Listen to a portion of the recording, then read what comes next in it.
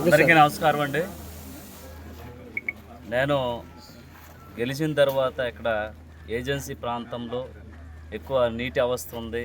అలాగే వర్షాకాలంలో కూడా మురికి నీరు తాగేటువంటి పరిస్థితి ఏర్పడుతుంది అని మాకు చాలా ఆప్తులైనటువంటి తపనా చౌదరి గారిని మేము రిక్వెస్ట్ చేయడం జరిగింది.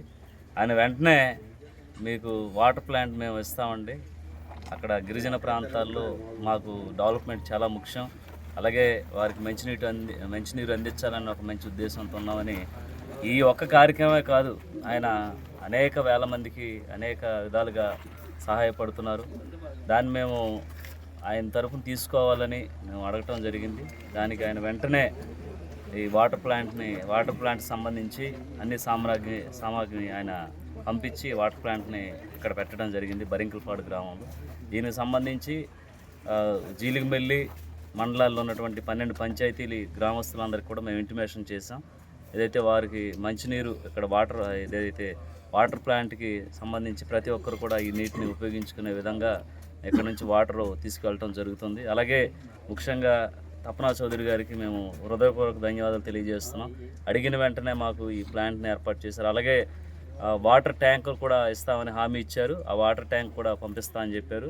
ముఖ్యంగా మా పోలవరం నియోజకవర్గంపై మీ ఉన్నటువంటి మీ అభిమానానికి మా నియోజకవర్గ ప్రజల తరఫున ధన్యవాదాలు తెలియజేస్తున్నామండి. అలాగే మరెన్నో సేవా కార్యక్రమాలు అలా అందించడానికి ఆయన సిద్ధంగా ఉన్నారు. తప్పకుండా ఏజెన్సీ ప్రాంతంలో సార్ గిరిజన గూడాల్లో చాలా ఇబ్బందికరమైన పరిస్థితి ఉంది. అవన్నీ కూడా మీ దృష్టిలో పెడతాం. తప్పకుండా వాటికి కూడా మీ చేయూత అందిస్తే మా గిరిజన ప్రాంతం కూడా కొద్దిగా డెవలప్ అవుద్దని మేము ఆశిస్తున్నాం. తప్పకుండా ఈ ఒక్క సమస్యే కాదు, నేను గత 10 సంవత్సరాలు బట్టి చూస్తున్నాను ఆయనలో ఉండేటువంటి తపన. ఆ తపనే ఈరోజు ఆయన తపన ఫౌండేషన్ ఏర్పాటు చేయడానికి సిద్ధపడ్డారని నేను అనుకుంటున్నాను.